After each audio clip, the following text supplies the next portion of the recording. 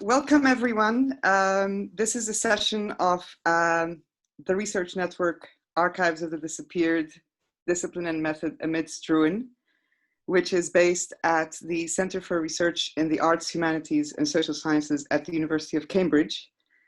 And our core group is composed of my colleagues Mesna Kato, Hannah Morgenstern, Mavish Ahmed, and myself, I'm Yael Navarro. Our research network addresses communities and people who have been disappeared from places that belong to them. And we both historically, sociologically, literarily, as well as anthropologically, address issues of annihilation, disappearance, and archive in relation to one another by engaging with both empirical work, literary work, as well as conceptual work. So this is just as an introduction to our research network. You're all very welcome. It would be wonderful, if you don't mind, if some of you could open up your videos so that this is more like a discussion between all of us. And with Ibtisam's permission, we are recording this session, just to let you all know. One of my colleagues is now going to introduce Ibtisam Azem. Hello, everyone. My name is Morgenstern. I'm a lecturer in Middle East and post-colonial literatures at the University of Cambridge. I just want to give you a few notes on protocol of these seminar discussions. If you want to ask a question after Ibtisam gives a reading and makes a few comments, we will open it up and you can raise your hand. If you just look at the bottom bar of the Zoom window, it says participants. And if you click on participants, there's a little bar that says raise hand on the right hand, and you can raise your hand. If you'd like to ask a question in other languages besides English, we're able to translate Arabic, Urdu, Turkish, or Hebrew questions. So feel free to ask. So we're very, very honored to have with us today Ibtisam Azem. She's a short story writer, a novelist, and a journalist based in New York. Ibtisam studied at Freiburg University, Germany, and earned an MA in Islamic Studies with minors in German and English literature.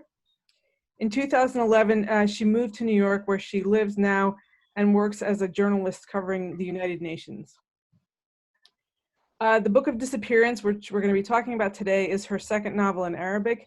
It was translated by Sinan Antoun and published by Syracuse University Press in July 2019. Some of her writings have been translated and published in French, German, English, and Hebrew, and have appeared in several anthologies and journals. She's now working on her third novel, and she just finished another MA in social work from NYU's Silver School. So without further ado, thank you so much for being here, Ibtisam. No, thank you. Thank you for having me. I'm very honored, really happy to be here, and looking forward for our discussion. So I will read the short excerpts from the novel. I lived my life lonely, she used to say, even though her house was always full of guests, as I remember. But memory is a dense fog that spreads or clears as one gets older. I never understood why she spoke of herself in the past tense so often. Even when she laughed, and she loved to laugh, she would still speak of herself in the past tense and would say, I used to love laughing. Oh, how I loved laughing. Tata died. I still get goosebumps whenever I say it. Tata died. I was relieved that she died without needing anyone, but she died. She died. She took a bath before leaving the house, as if going to her own funeral.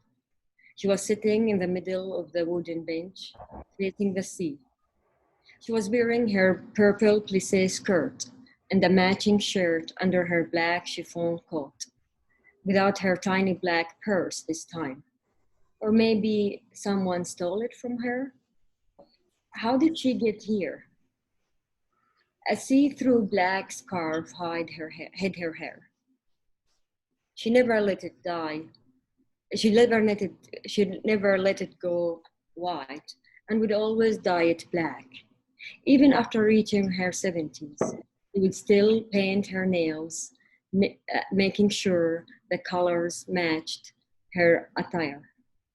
No one loves the life the way we, the people of Al-Manshiyeh and of the sea, do. She would always mock those who didn't groom themselves, as if only city folk and Jaffans knew how to do so. She liked to sit by the sea, often on the Arab beach, near Ajami. But she loved that other spot atop of the hill where I found her too, especially the wooden bench. I never knew why, and she died here, by the sea. She preferred to die in Jaffa rather than leave. Whenever she mentioned Jaffa's name, she would take a deep breath, as if the city had all of a sudden betrayed her and crushed her heart. At that moment, when I saw that her body was a corpse gazing at the sea, I realized that there were so many questions I had yet to ask her, but death and time beat me to them. How many times can one say the same thing? I swear sometimes I get sick of myself, she used to say with a smile when I asked her to retell one of her stories. So this is another part. I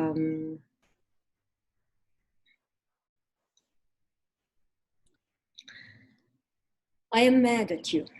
Your memory, which is engraved in my mind, has all these holes in it.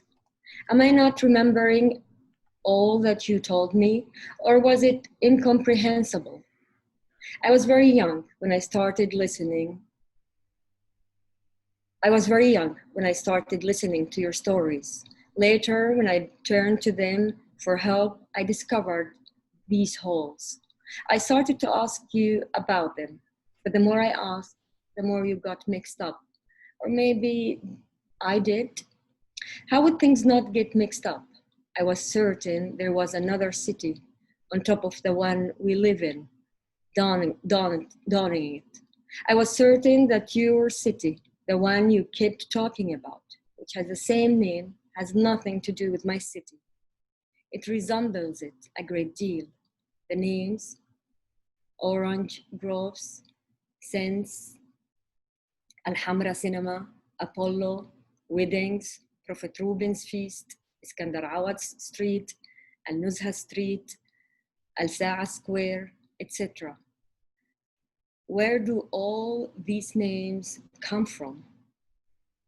We would be walking and you start mentioning other names too, names not written on signs. I had to learn to see what you were seeing. And all those people. I got to know all their problems and how they were forced to leave Jaffa. I knew all the boring and at the time interesting details about their lives. I knew all the jokes they used to tell, all this without having even met a single one of them. And I probably never will. Your Jaffa resembles mine, but it's not the same. Two cities impersonating each other. You engraved your names in my city, so I feel like I am a returnee from history. Always tired, roaming my own life like a ghost. Yes, I am a ghost who lives in your city. You too are a ghost living in my city. And we call both cities Jaffa. You were the exact opposite of the others. They couldn't talk about their catastrophes when they take place.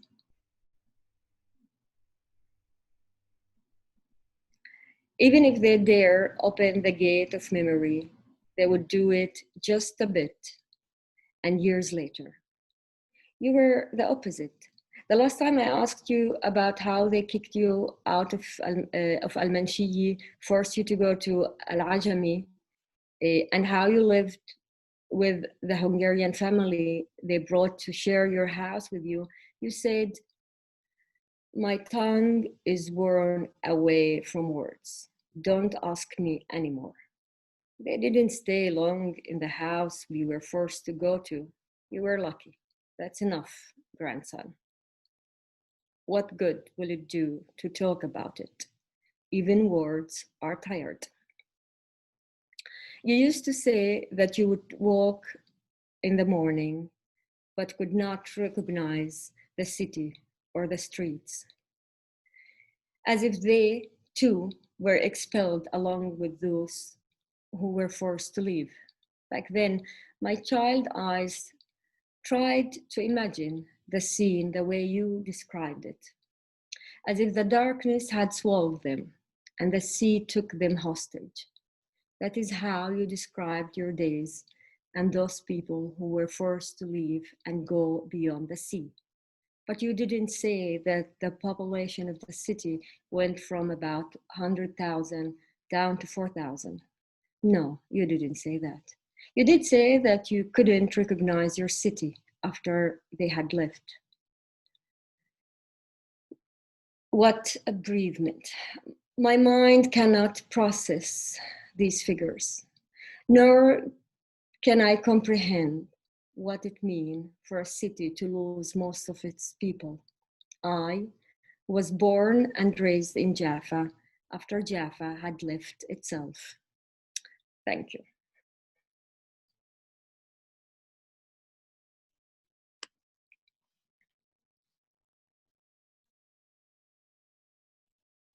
Done.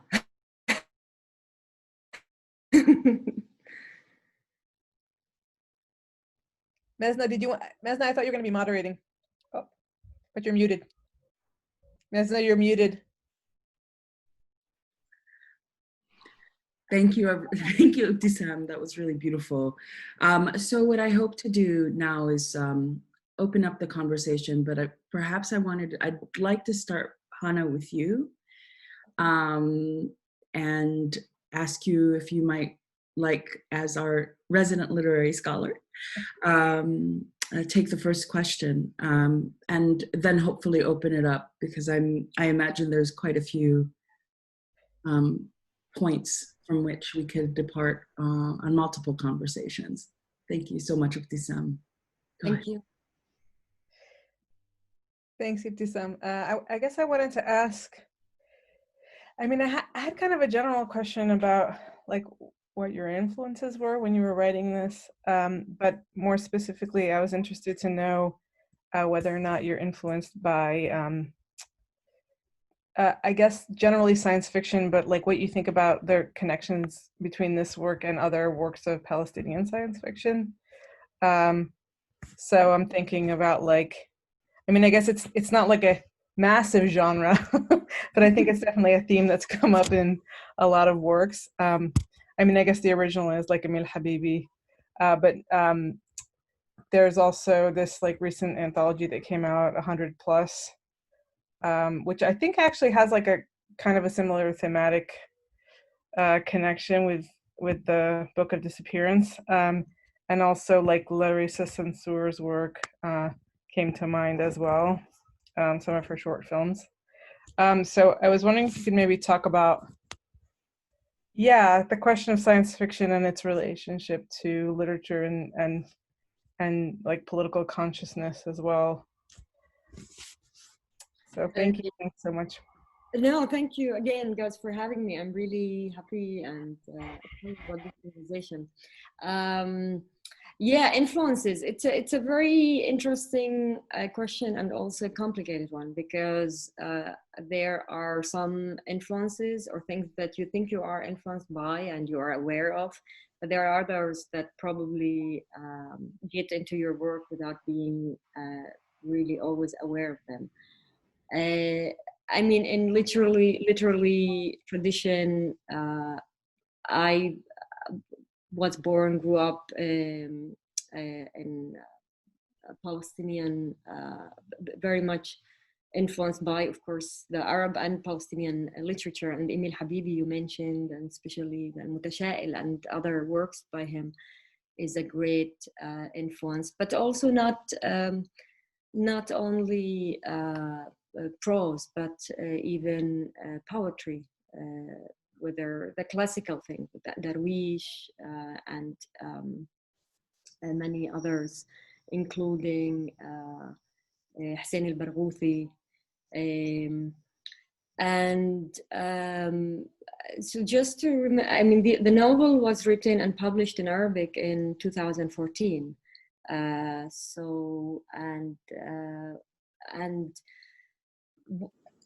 To get more into but it is, in general, my writing is the fact, I think, that I also studied English literature and German literature, and read, of course, literature and translation from people like Saramago and others, did also have an effect. And writings and by African Americans, writers like Amiri Baraka or James Baldwin, etc., were very important for me when I discovered them later, especially as I started studying English literature. But there is also a deal of the Palestinian cinema, things like it's not really, it doesn't have, things influence me don't have to be directly also connected to magical realism or science fiction or anything of that. They could be just totally from a different corner, different world. But films like, I love really watching a lot of movies, but if we talk about Palestinians, of course, movies by Elias Liman are a great, very important, although it's a totally different cinematology or cinema language, if you can say this in English, that also influence one in the way of thinking about images in writing, because one of the things that I try to do is to also activate or to make a use of the senses in a very active way, and to play with images, especially later when I start editing my work. And that helps a lot, and whether even art, paintings, etc. So that's all come into one is writing. And yeah, so I'll stop here. And yeah.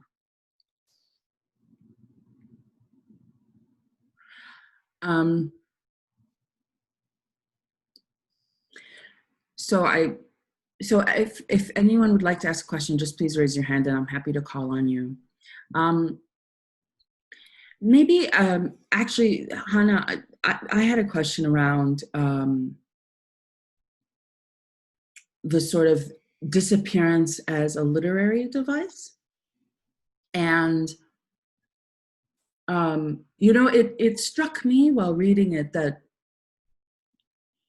I'm not a scholar of Palestinian literature by any means, but I was curious as to why it hadn't happened in this stark way in the literature as it, you know, until now. Because it seemed like, of course, yes. Why don't we take Israel's wildest dreams and see what happens? So I guess my question is I loved that it's sort of cheeky in that way. And what did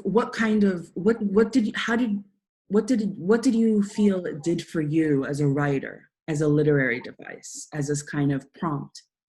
How did it help you grapple with some of the questions that you were sort of working through? And in particular, the decision of juxtaposing two characters in this way. So maybe just to kind of ask you about some of the kind of literary decision-making you made in thinking through that prompt, and why you felt like this was the one that you wanted to go with.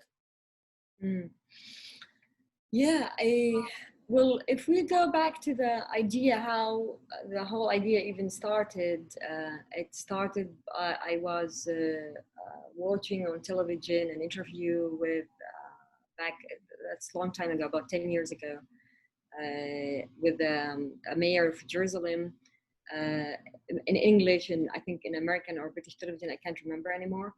And he was back then talking about the usual propaganda about how everyone is equal in Jerusalem, and how great the life of Palestinians, etc. And I got somehow angry, and I was trying to write, or was thinking about writing an article, and I started brainstorming, and then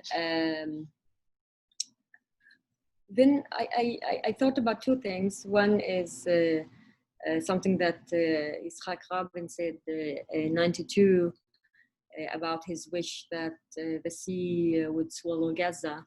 And the other one was, I remembered an article I read by in Haaretz, an interview with Benny Morris, the Israeli historian, when the second edition of his book, The Birth of the Palestinian Refugee Problem, Revisited, was about to be published. And he basically said, and I'm paraphrasing, that the Zionists back then maybe should have finished the job. It would be easier for Israel to deal with only Jewish state, kind of. And I was like, there was, if you connect these two things, and then this feeling where I left the country about 20 years ago, a little bit longer even. And I lived there for 23 years almost. And I lived in Jerusalem and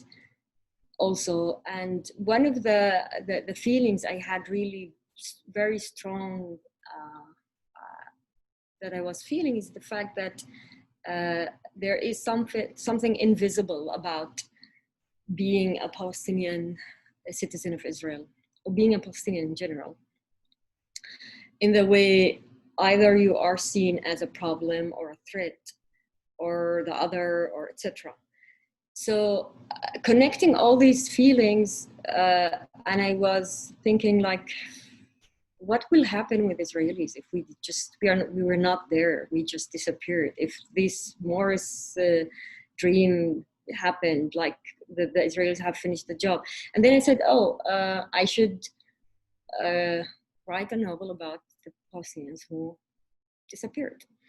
And then I come to your question, and I stood on a crossroad, kind of. Do I want to write a novel where it deals only with the Israeli society and what happened with them after their so-called enemy disappears? Or do I want to bring the Palestinian voice back, or somehow bring it to the novel? And I decided that that's actually very important for me, because I wanted this novel not only to talk about the disappearance. Disappearance is important, it's symbolic on different layers and different ways. But it was important for me to talk about the other issues that you don't hear much about. The fact that the issue of the Nakba that is still going, the daily life of Palestinians in citizens of Israel, and not only the microaggressions, but that so many things that influence their life, and the stories that must and need to be told, and the meaning of living in a place that is kind of a ghost of its own self. So in order to bring all these issues together, so I had to have two main characters, or maybe even three, because the grandmother, although she's not a narrator, but she's also one of the more important main three characters in the novel. So that was like, yeah. And I chose Jaffa not only because a personal connection to the city. I didn't grow up in Jaffa. I grew up in Taibe, about 30 or 40 kilometers north of Jaffa. But my mother was born there. My grandparents were born in Jaffa, but they were internally displaced and came to Taibe. And that's a personal connection which makes things a little bit, give me some access, but that's not good enough. For me, Jaffa is very important because Jaffa was the most important city before the Nakba, culturally, economically, etc. And it was important to bring this into back into the conversation, if you want. And the relationship to Tel Aviv, and that's really what was part of the decision making, choosing the places, choosing the narrators, etc.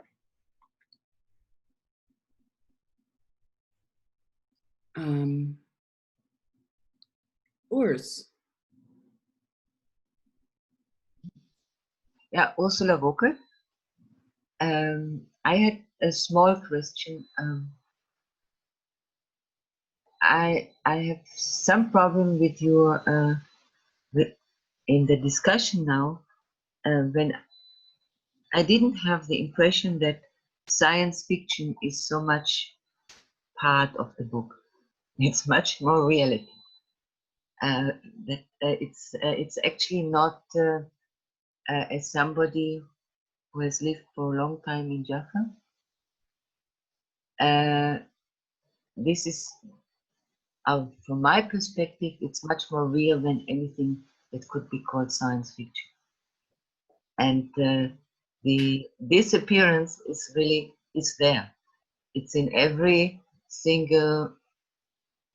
piece.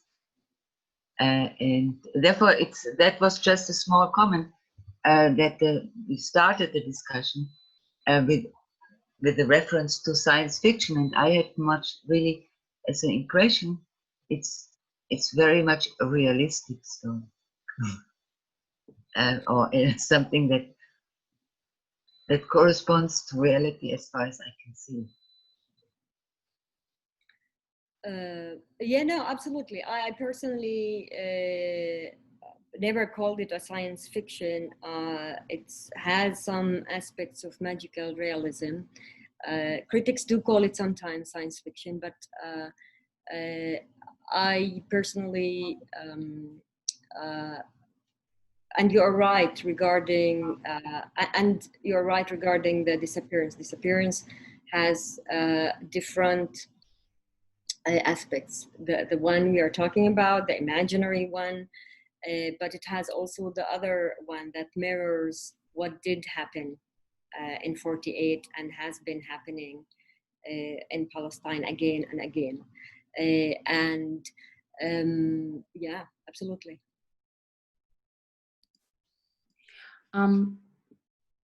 I actually, to slightly push back on that, I think that there is something about the expansive nature of speculative fiction, you know, where we can think about the relationship between social realism and speculation or speculative literature as somehow feeding into each other in really important ways.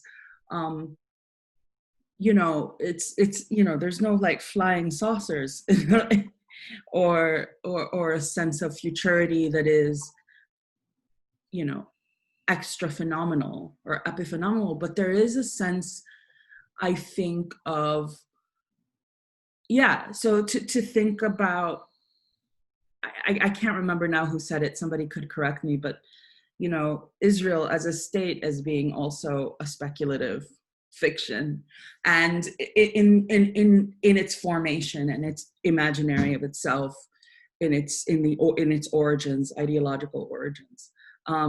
So yeah, to just that these kinds of categories in some way bleed into each other in productive ways, and I think that's one of the things I thought was really exciting about about this novel. But okay, sorry, I intervened. Amal. Marhaba, hello. I'm using my iPad, so I have no idea where I'm looking. So I hope I'm looking in the right direction. So Marhaba Ibtisam, so good to see you here. Thank you.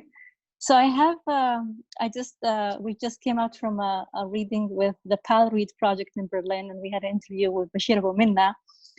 He had a lecture on collecting literature, and he said explicitly, and I think I have two colleagues here who can correct me if I'm wrong, who were in the meeting, that he's against the concept of a Nakba al-Mustamirra, because he thinks whatever is happening now in Palestine, it's not, you know, like the Nakba has its own particularity, and there was a kind of ethnic cleansing project.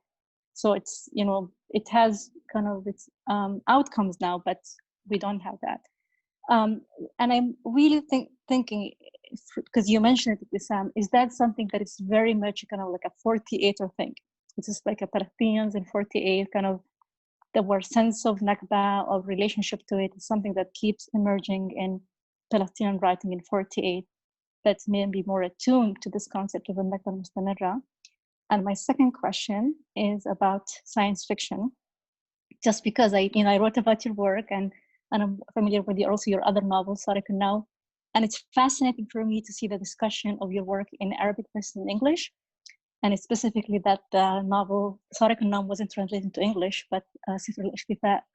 And it seemed like everything I've been seeing about your work is science fiction. Like Sifr al-Ishtifa, it just been, and I really wondering if it's just like an English criticism of the novel, and if the readership, like, you know, the critique of it in Arabic is showing something else. So great to see you, by the way. So to your first point regarding the Nakba Mustamirra, I mean, I'm talking about my personal point of view, and I do think it is Mustamirra. I do think it's still happening. It's not happening the same way that is or had happened in 48, but and we are not only living the consequences of what happened in 48, because all the catastrophes, the problems that occurred as a result of what happened in 48 are still existing and still going on, and the land confiscation didn't stop, the kicking out people of their houses didn't stop. It's not in the same scale, maybe in different scales, but to say that that it was something that happened once and it's not happening now, or it's not going on until now, is something, I mean, it's of course depends also how you really, then if you want to take a very narrow definition of Nakba, then you're not right. But the Nakba is just more than just one single event, because there was no one single event. There was something that started back then in school is still going on. And it's past, so to your second point about the science fiction, I mean, text can be read and interpreted and categorized in different ways. And scholars and critics have the right to do it their way, as long as they still also point to the work in a way. How I see it, I don't personally see it this way, but it's an interesting thing that it has been often categorized in Western media this way. Yes, absolutely. And I'm not a literary scholar, so you guys should have this discussion why it's actually this way. I mean, I'm glad to go also into it, but actually you probably have more to say there than on this issue. But it's a very interesting point. Hannah?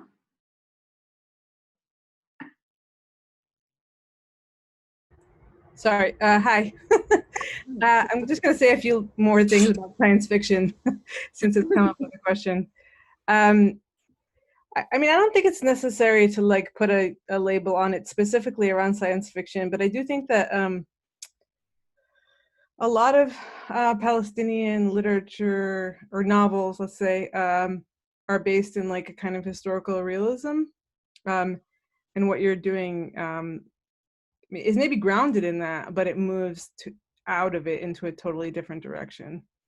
And I think, I mean, one of the things I think is really generative about science fiction is that it allows us to think about history and politics in ways that, or to make our readers think about history and politics in ways that they don't think, that they can't possibly think in reality. So it sort of takes them out of the real world in order to bring them back in a more intense way. And that's what this work does for me. So in a way, it's kind of like a hyper realism, as opposed to taking out of reality. It's a bringing back, taking out and bringing back into a kind of a new frame of seeing. And I think that that's part of the reason why science fiction is such a politicized genre, because it kind of creates these allegories that reframe our world for us. So in a way, I see it as being connected not just to other Palestinian science fiction, but to, you know, other interesting politicized science fiction, like the work of Octavia Butler, for example.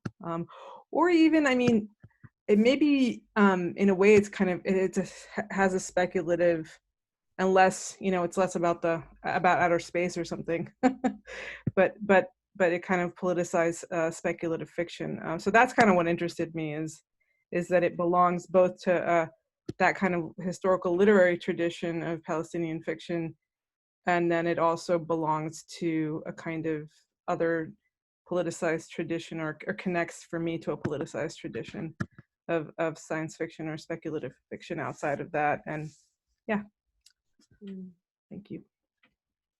Yeah, I mean, I just, one short comment. It's interesting when you put it this way. It's interesting. And also, if we even go back to traditional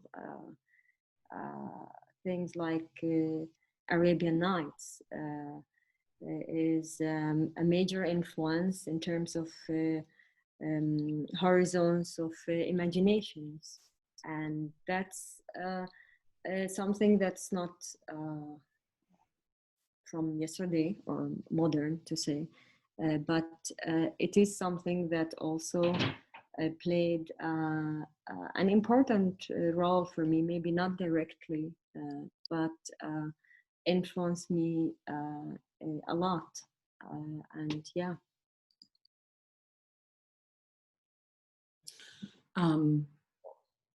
Nora?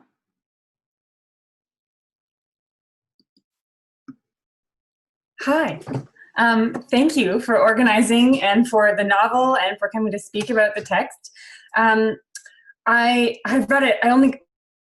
translation, so I am working from that, but I imagine it's quite a good translation, judging by the translator. I have a question, so I guess a question and then something I sort of wanted to think more about after I finished the text, on sort of the limits and overlaps of appropriation, inhabiting, and haunting. And there's a lot written about haunting and sort of post-coloniality.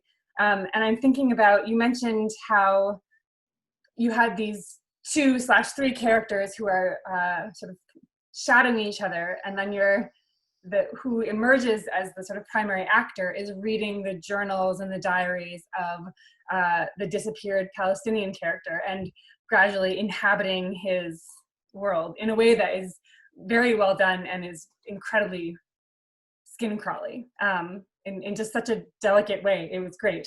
But right, it ends with the book open, but he's still absolutely inhabiting and appropriating this other space.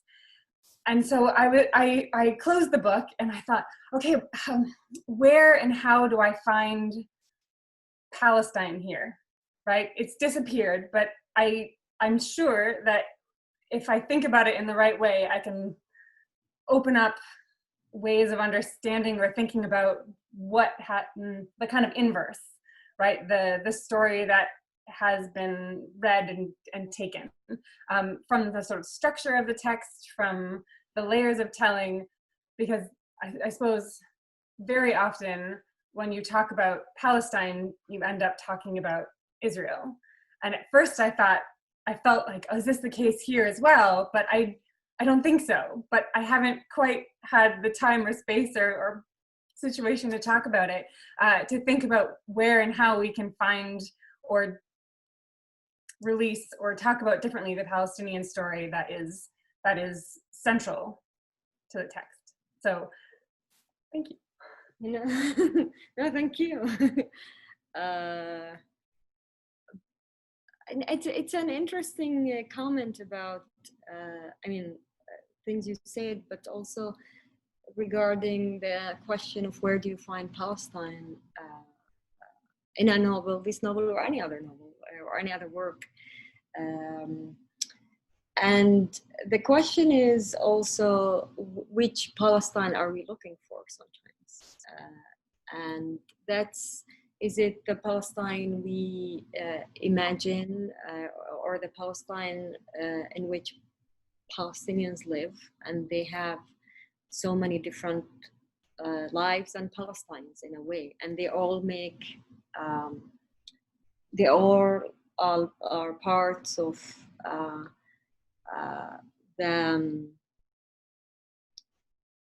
they all are part of the collective Palestine and Palestinians. So what is important for me is, yes, there is the collective, and the collective of Palestinian memory, Palestinian land.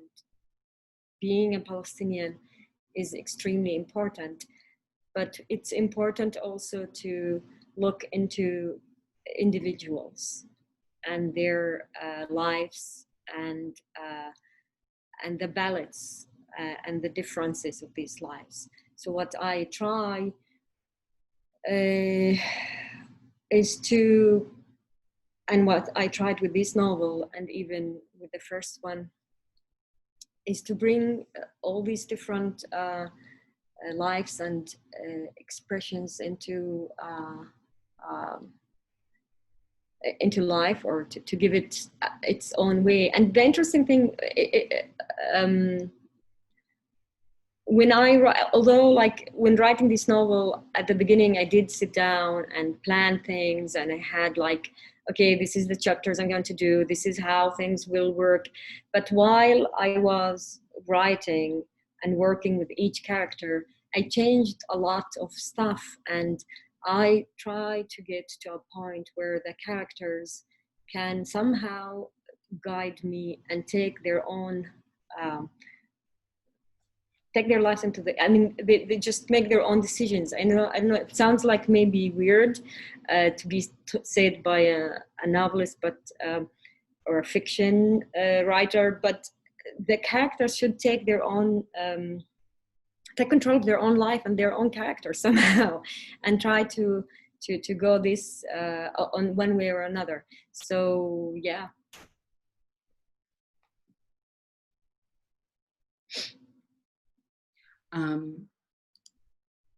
Ozzy? Hi, can you guys hear me? Yeah. Okay. Ibtisam, thank you so much for that beautiful reading. And I have, I guess, a couple of questions and a comment in response to just this last round of questions. I felt that Palestine was very much present in the book. I didn't feel like I had to search for it or that it was absent or invisible in any way, even though it sort of exists as a presence that is absent or that is disappearing and vanishing.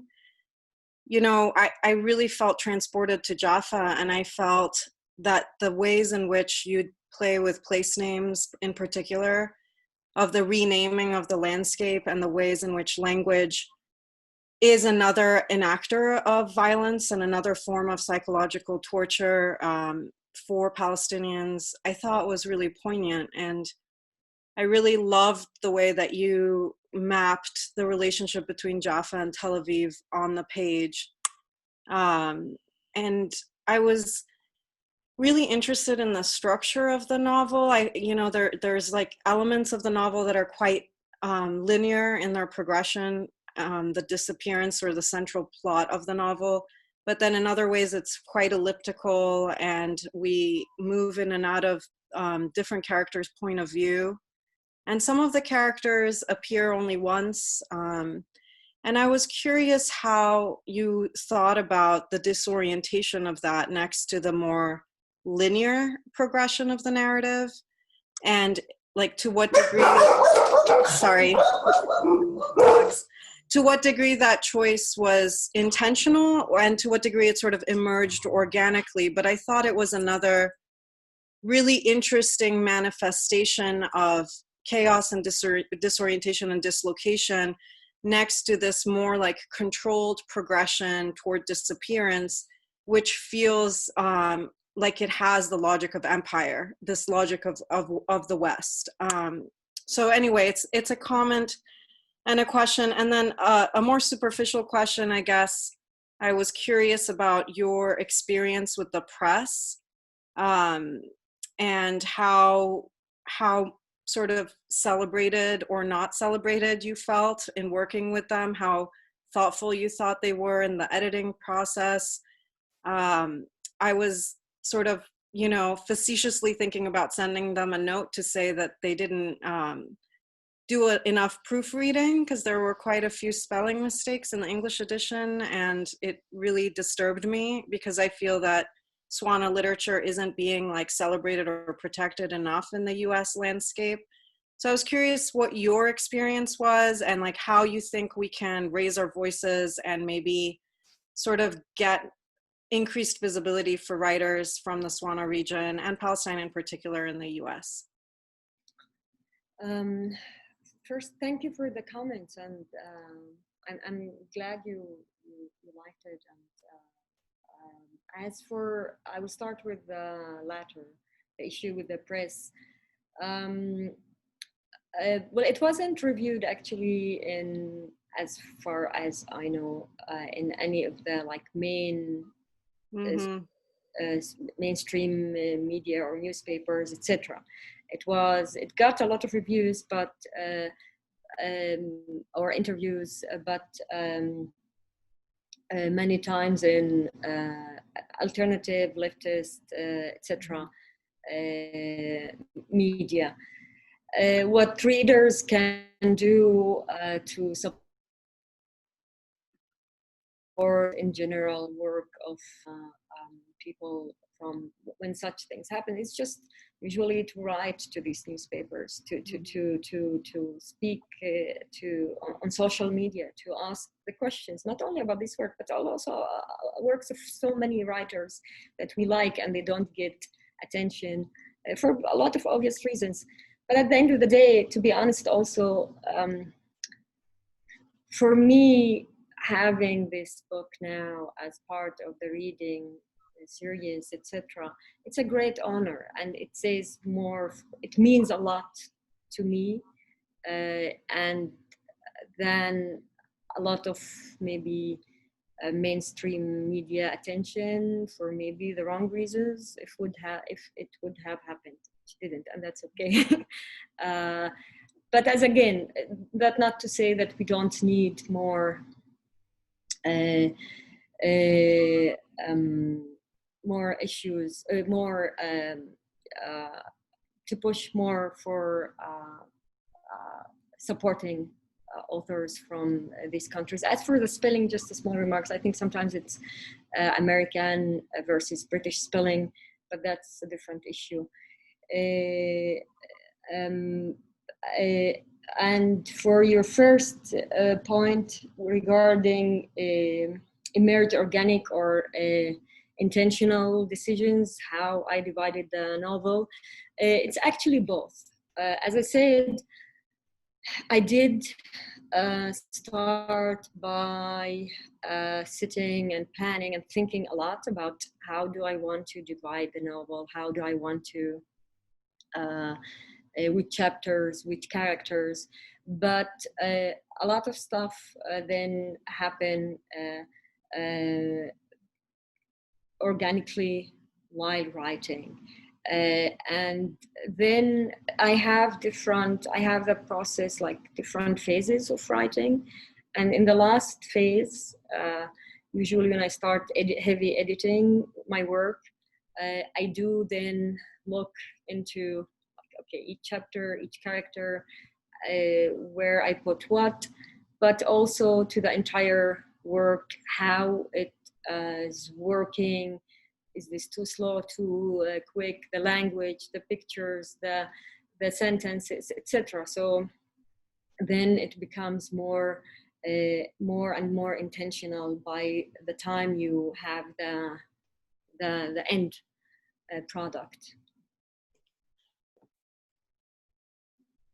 Yael? Hi, Ibtisam. I tremendously enjoyed reading your novel, and I had several thoughts coming to my mind. On the one hand, it seems that, as was said in one of the comments, you are addressing the reality of the implementation of disappearance by Israel, by the ethnic cleansing of Palestinians from their land, and through the spatial and material imposed transformation of Palestine as it was turned into what became the State of Israel.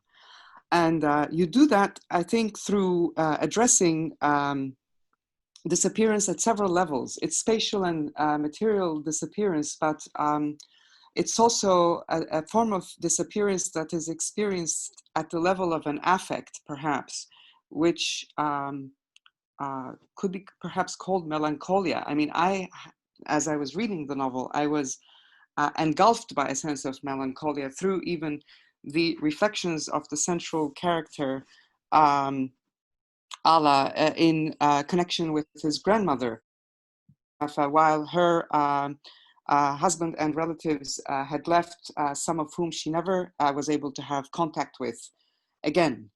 So from the vantage point of the grandmother who stays in Jaffa, as Jaffa is being expropriated by Israelis, and also gentrified Israeli style with the introduction of these artistic studios, and then restaurants, fish restaurants, and all of these by the seaside, and how that is experienced from the point of view of the central character's grandmother, as well as the central character too, as a multi-layered sense of loss and melancholia that never ends somehow, to watch your own land disappear from yourself, and as one is continuing to live there.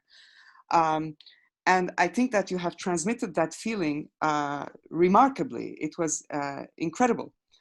So there is this tremendous portrait of what it means to live as a Palestinian in Palestine in the aftermath of Nakba up until this day, as it continues to unfold and as Jaffa continues to be appropriated in multivarious further ways. At the same time, I was also wondering whether you are addressing an Israeli subjectivity as well, not only the Palestinian, because there are interactions there between Palestinians and Israelis in the novel, and a side of Israeli subjectivity, which is like almost a dark side. And I thought to myself, there is a psychoanalytic dimension to this novel, which taps into the Israeli unconscious, perhaps, the dark side of it, which would like to see Palestinians disappear from that land. It's not that just they would like to see, they are making them, they have implemented that desire, if it was a desire indeed, if there was such a notion of a Jewish state, it was implemented. There has been an ongoing attempt to transform it as much as possible into that. So this unconscious in Israelis that the haunting of Palestinians there, which they perceive, even those who would like to completely efface it, that it is there. And what would happen if that dark side of Israelis, that desire to see Palestinians disappear from their land, suddenly happens one day, you know, speculatively somehow. And almost like to an Israeli audience, you push that mirror to themselves and show it to them. If Israelis read this, what would it be like? And I was imagining if you had also an Israeli audience in mind when you were writing this novel, and what you were thinking about, what might potentially be their way of reading it.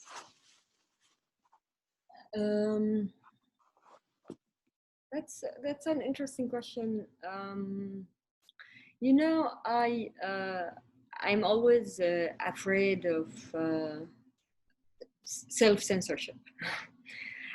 And why I'm saying that. So, and I try when I write, at least in the early process, not to imagine a specific reader, but rather to go with the work in a way that I will write it, of course, to be published because I want to be published, but I will write it as if I'm not going to publish it. So I will write everything that I want to write in it and not care about the market, the audience, the readers, who's going to say what, because you will always have people who love your work and others who hate it. And at the end of the day, for me, it's important that when I finish the work or I feel that's it, it's done, that I can say, yeah, that's something I wanted to be out there. That's something that was part of me, and it's there. It doesn't mean that you don't go back and criticize your own work or think, oh, I could have done this better, or that was really great, etc. So to go back specifically to your audience, to your question, I don't think that I had Israeli readers in my mind because it was written in Arabic, but that doesn't mean that part of this issue with the novel that you talked about, and the novel brings up regarding liberal Zionists and right-wing Israelis and even leftists or etc. At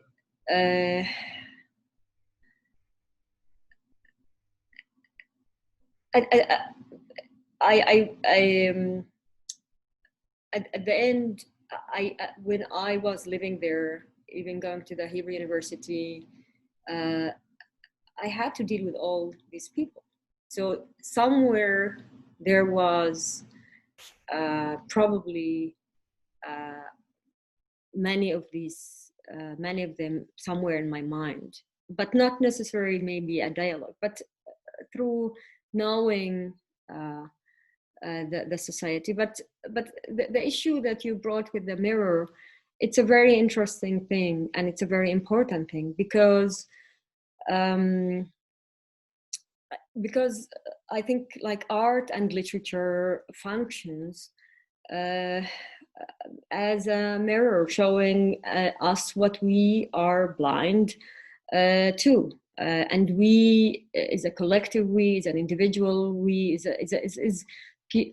others, you name it. So definitely, yeah, there is something there, but it doesn't mean necessary thinking exactly and purpose about it. But this is part of what art does, and literature, of course, does and should do. Actually, this is a question I had for you as well, perhaps tying it into this and following up from Yael's.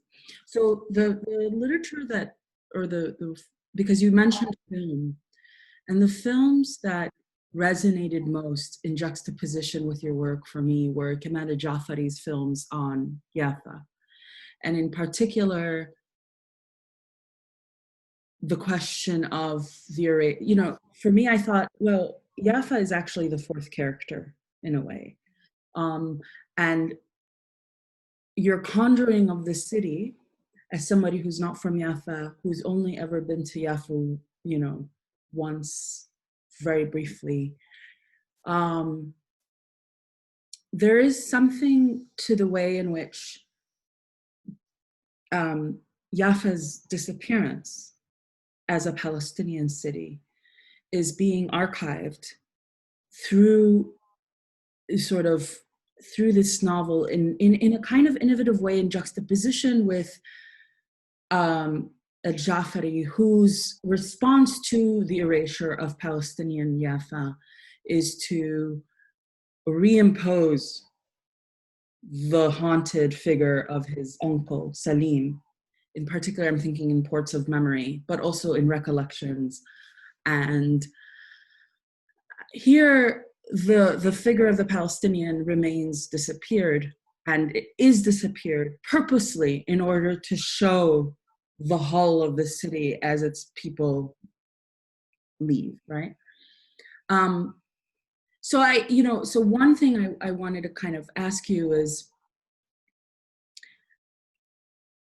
you know, Yafa as the kind of important, I think the way in which Yafa as a character in Palestinian literature and Palestinian fiction, both visual and non-visual, is really interesting because it's not as,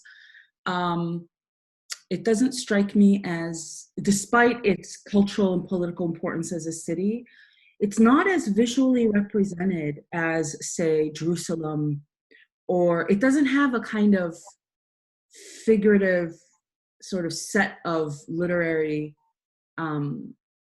there's the corpus of literature on Yafa is less. You know, I'm thinking of like like the last film, you know, it's never a character in of itself. It's often dreamed about, there's nostalgia for it, except like Anne-Marie Jasser's Salt of the Sea, where a diasporic comes in and is like romanticizing of Yafa. What I thought was interesting here is that you were making it a real city despite its disappearance as a Palestinian city. So, you know, streets get named. There's a spatial imaginary in which Ariel works, as well as Ala. So I wanted to actually ask you about that, but then I wanted to ask you about translation. So I'll ask you this first. I completely agree. I mean, there were some other works that dealt with Jaffa, but maybe not as much as it should be, given the fact that how important actually Jaffa was. I mean, today is Jaffa and the lives of Palestinians there are extremely marginalized and destroyed. But yeah, absolutely. And you said it very well. I agree. Okay. So I did want to ask you actually about translation, because this book came out in Arabic 2013. You know, to be honest, it was very hard to find in Arabic. I wasn't able to, unfortunately, because I wanted to read it in Arabic. But, you know, one thing that we talk about a lot in this seminar series is the relationship between translation and incommensurability. And what is possible to that, you know, translation as a form of communication, but also of non-communication, speech and non-speech at the same time. And there's several layers of it here, right? So there's, you know, the translation of the novel. There's that translation of, you know, Ariel reading Alat's diary in Arabic.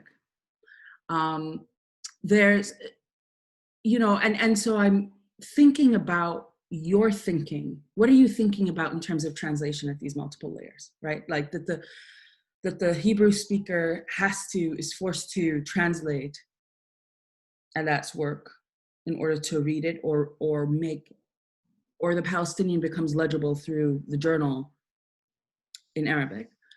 But then at the kind of meta level, your work and what happens, what do you think is happening when it gets translated?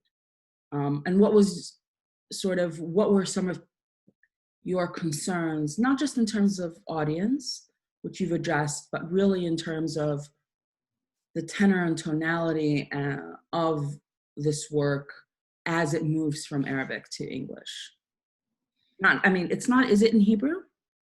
No. There was two chapters translated from the first novel into Hebrew in an anthology that came out like years ago. But this one is not in Hebrew. It is being translated now to Italian and Hebrew.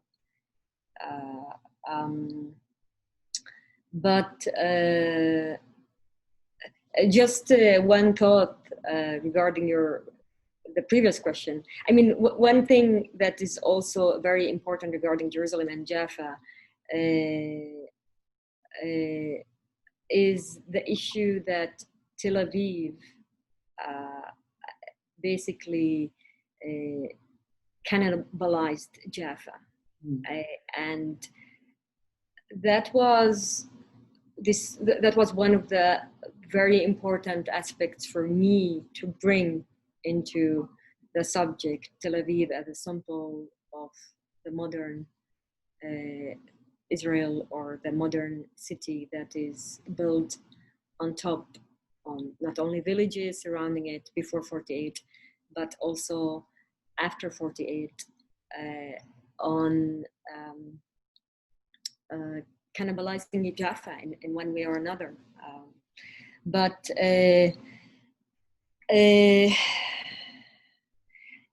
I want to, the issue of translation and thinking about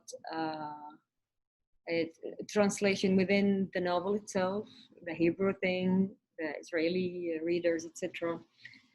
I'm not going to mention names now, but the novel was supposed to be translated into Hebrew before, and what happened, I think they even translated it, finished translation, but they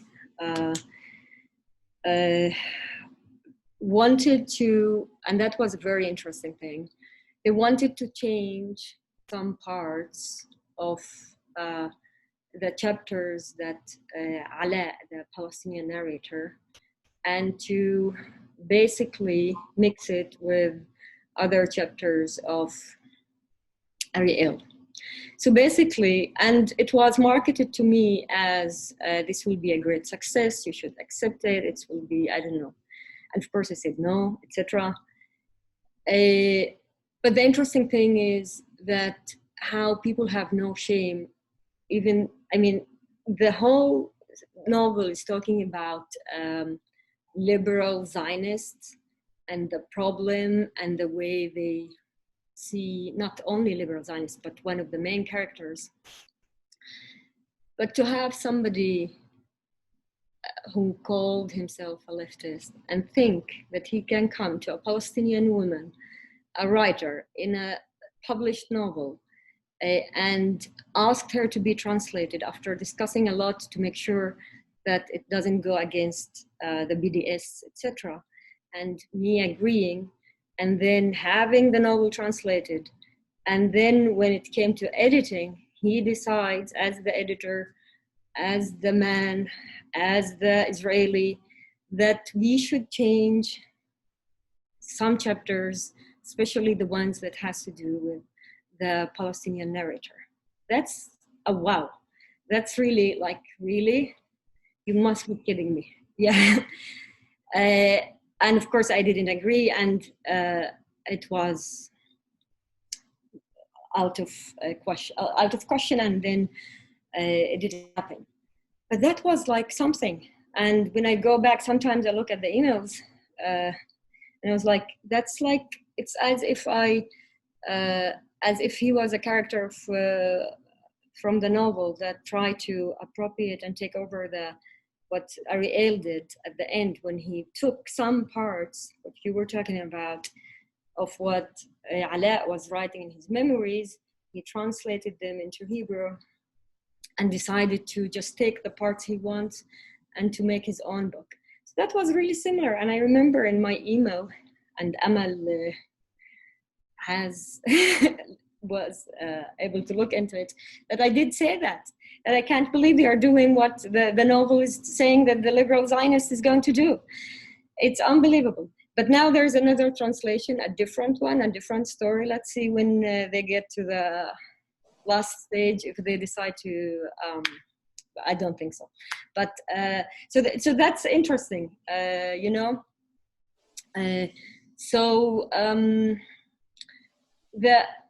I wanted to make the chapters that Ala speaks, his memoirs. It wasn't. I did not say that Ariel speaks Arabic, and he learned Arabic in through the military or otherwise, and I did that in order to make sure that the parts we read in Arabic are actually written and seen by the reader from the perspective of the Palestinian. So we see them as while Ariel is reading them, without any interpretation, without any intervention. So that was important to make this different. What happened later, that he tries to appropriate, to translate it, etc., that's a different story. But the chapters make this separation, and it was done in a way that intentional way. Yes. Ozzy? Yeah, actually, I just wanted to say, I guess that I thought that as you were describing the process with the translator or the editor into Hebrew, that of course like creates a really unhealthy power dynamic that mirrors events in the book itself, and also just kind of facts on the ground, right? So that's a very unfortunate experience that you had to have, and like, good for you that you said no to them. I think that's really important.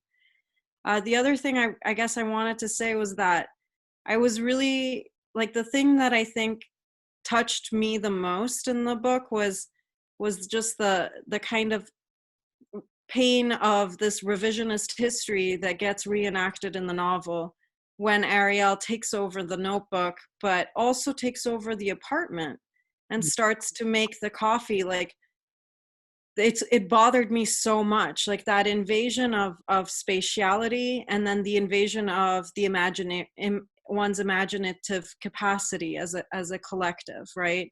That and the ways in which language becomes spatialized in the novel.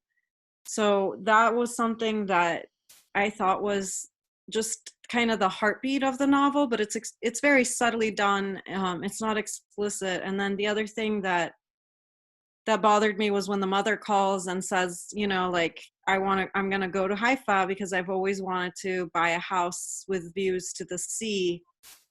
And I linked that with just the really beautiful and powerful descriptions of the ocean, and the fact that in the very beginning we see the grandmothers died while gazing at the sea. And I thought it was, you know, like, I've been there, and it really transported me back. And there's so much love in those descriptions, and then that love kind of comes back later in a form of just like private property and privatization and co-opting and sort of like the disenfranchisement of Palestinians. So I guess I don't really have a question. I just wanted to kind of reflect back that I thought that was a very surprising move in the end of the novel that sort of made me feel like my whole experience reading it had been violated, but poignantly so, you know, like it was, a point was being made. And I just wanted to celebrate that. No need to reply. Thanks. Thank you. Amal? Shukran. I thank you for allowing me for one more question. Because when you mentioned the part about the translation, there was something about the science fiction part of that. It's just like more of like the character coming over. That's exactly, I feel like if there is anything for me as a reader, as science fiction, is that I think this episode about the translation. One thing that really got my attention in both of your work, but also with the other essays that you wrote, is that a lot of them is focused on male characters, like they're the protagonists, and they tend to be disoriented. And the female characters, the women characters, are the one like more grounded and more kind of anchoring them. So I'm really curious about kind of this gender dynamics in your work and how you think about not just Palestinian women as figures and characters, but also how, you know, this is kind of, it's I don't see gendering nationalism at all. I don't see that in your work, but it's just like more, I think there's different, like a different fashioning of Palestinian female subjectivity or as well as like male subjectivity. Yeah, that's an interesting point, and you know, the novel I'm working at now is actually told from four narrators, the perspective of four narrators, and all four narrators are going to be women. So, but it feels for now, for the novel, for the subject, etc., that this is how it works. And for Sifr al-Ikhtifa, I felt that this is, it came naturally. It doesn't mean that I didn't think about it, but I wanted to, what was important for me also to play a little bit with different things. And I think we talked about it once. The fact that you have traditionally the people who are traditionally, not always, the history writers or tellers or people who have the memory or the collective memory of in Palestine, they're traditionally men. Now, and you have traditionally the storyteller, if you look at somehow it's sometimes women. I wanted to play by having the person who have this collective memory, the one who preserved the history is the grandmother. And then the one who retell the story is the grandson. It was important, and it is important for me with the characters, is also to look around me and at talking about women characters in the Book of Disappearance, but also in the first novel, Sarq al-Nawm. I was fortunate to know a lot of very strong women in my life, whether my grandmother, my aunts, and I'm talking about not necessarily women who went to universities and academy, no, traditional women with, of course, problems and limitation of the society. We have also, and we need to talk about a lot of issues within our own society, and we have to be aware of it, and it's important to bring it into expression in the work in different ways. But the women, but things are more complicated, and it's important to give the characters whether there are main characters. Of course, when you have a main character, it's easier to give it more three-dimensional space and to give it more depth. But also, even with characters that appear for a very short period of time, they also reflect what's happening in society, because these novels are written in a context, and the Palestinian society is a very complex and mixed society, and it's important that we have all these issues that you pointed out to, and that they are reflected in the creative work, definitely. And even with the Israeli characters, there is no one type of Israeli. It's a huge society. We know that. It's not huge, but there are millions of people, and there are different people think differently. There's no one type, and this was important that the novel also bring this into expression and shows the complexity and the differences there too. But yes, these things are something that I also think about, and I think important that fiction writers think about it too.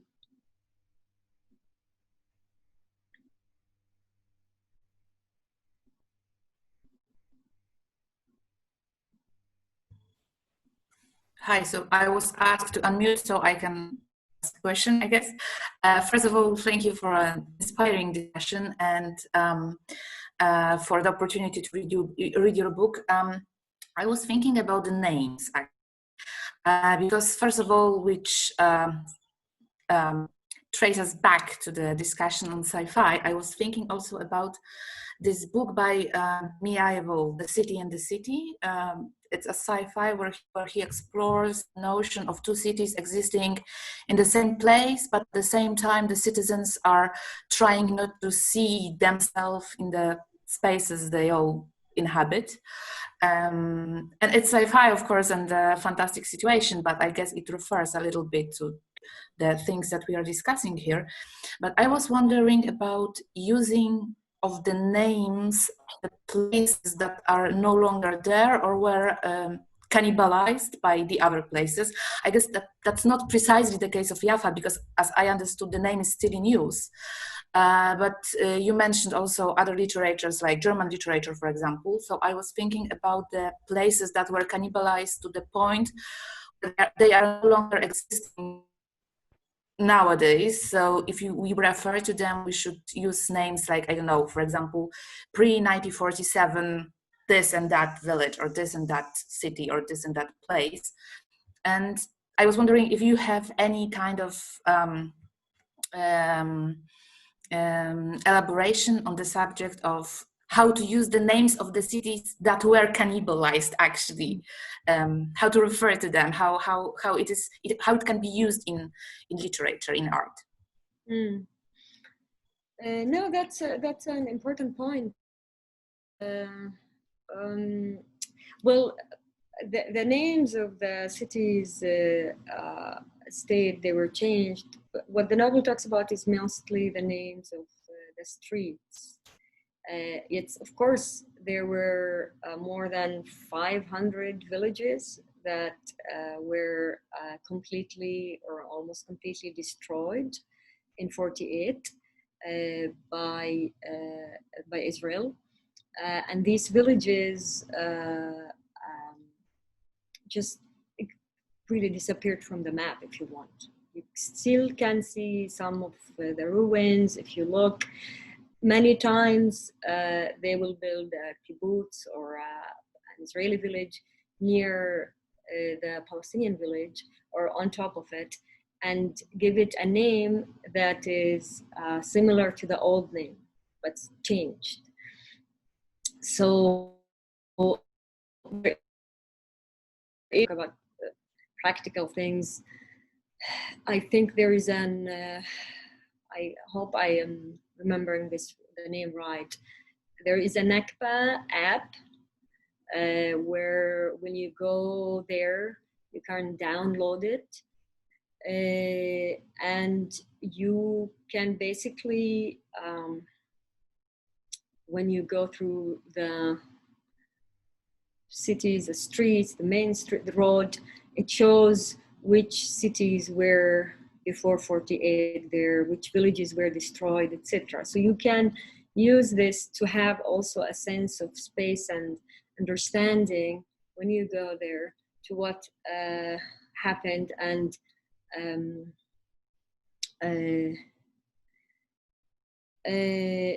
but going back to your point, it is important to use the original names, because using the original names is an act of resistance against erasure.